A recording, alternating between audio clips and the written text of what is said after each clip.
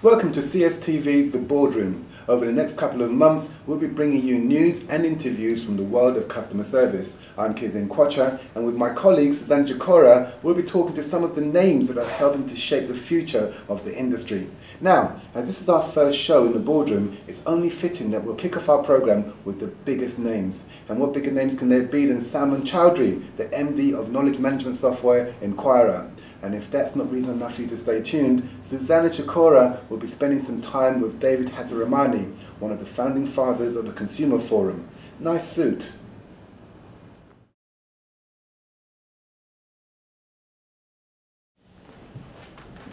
Salman, so knowledge management software, what is it and why does it matter to us? To understand knowledge management software, you have to first understand why knowledge is important to organizations. Knowledge exists in most companies and organizations as structured knowledge, the kind of knowledge that exists in systems and databases, and unstructured knowledge that exists in documents, even tacit knowledge that exists in people's minds or on pieces of paper. Organizations need to access that knowledge for them to be able to perform their product or service related businesses in sales, in marketing, in service and support of their customers and around their products. So knowledge management is about enabling the end users, whether they're customers for an organization or the internal users that are servicing those customers, in being able to find knowledge, in being able to maintain that knowledge, and then in being able to effectively interact with customers through that knowledge.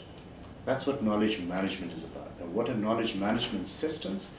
Those consist of functionality that allows users to find that knowledge, such as search. So you see Google and you're interacting with Google to find information all the time. Facility to maintain knowledge or access that knowledge. So this is how organizations create new pieces of knowledge, frequently asked questions, solutions to problems, things that will allow end users to find answers and customer service agents, for example, to be able to service customers. And then most importantly, a measurement tool that allows you to constantly refine that knowledge, the creation of that knowledge, and to be able to see the effectiveness of that knowledge in being able to service your customers. Right. So Google itself is a knowledge management software? No, Google is a search product that's well suited for the web channel. Knowledge management brings together search, content or knowledge creation and maintenance facilities, and the measurement of knowledge management processes. Embedded in knowledge management are things like collaboration. How do you collaborate with people in your organizations? How do you collaborate with customers? Embedded in knowledge management are the ability to create knowledge and have a workflow associated with that creation internally. So legal or compliance or marketing and branding organizations need to review some knowledge before it gets pushed out and available on the web for customers to be able to access it when they're looking for information, for them to be able to find the right answers. So a knowledge management system contains all of those things. It contains search, it contains a rich functionality that allows the company to create and maintain that knowledge, features that allow collaboration both between end users and internal users of the company, and then measurement, analytical ability to measure the effectiveness of knowledge. So really, management of knowledge touches on almost every aspect of the business. It should. For businesses to achieve the productivity gains, for business to achieve high standards of user experience, high standards of customer service, knowledge management is a critical component that enables all of those. So when you say knowledge management, it sounds very straightforward, but when you look under the hood, there's a lot going on, isn't there? There are a lot of moving parts to this. I think people commonly mistake knowledge management to be just search. I'm going to put some search on, under one system, and that becomes knowledge management. It's a lot more than that.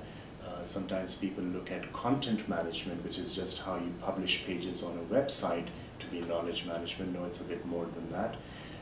It's really a combination of the things that we talked about, those three key components coming together into one platform, plus how those knowledge management systems can be used to refine processes in your organization, processes that need to support creation of knowledge, that need to support collaboration amongst the different users, internal and external, that really forms a true knowledge management ecosystem.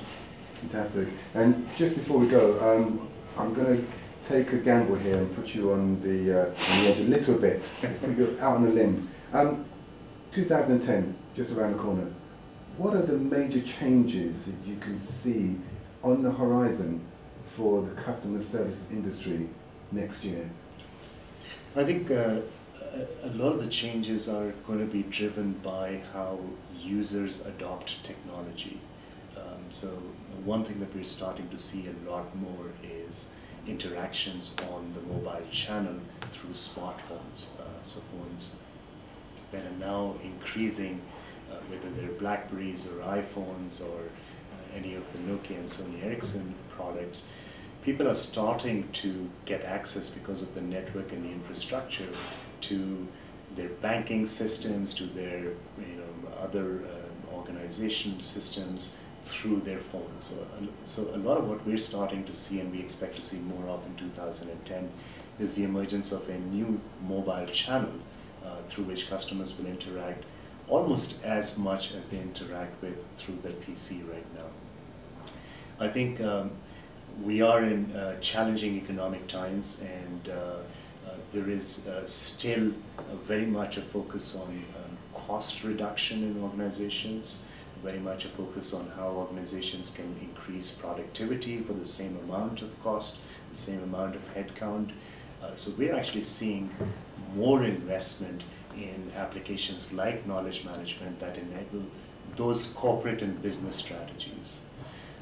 I think we're going to continue to see user experience being a driver from a customer standpoint on where customers start to do business. Customers will start to become more fickle because they have a lot more options and they have a lot more flexibility on leaving a product or leaving a service and going and signing up somewhere else. And user experience is going to be a more and more significant driver for whether customers are retained or not. So I think those are some things that we're starting to see right now that will really grow significantly in 2010. As always, thought-provoking and informative. Sam, it's been an amazing pleasure talking to you. Thank you so much for coming to see us at the Boardroom, and if you are around next week or next month, pop in and say hello, will you? Thank you, will do.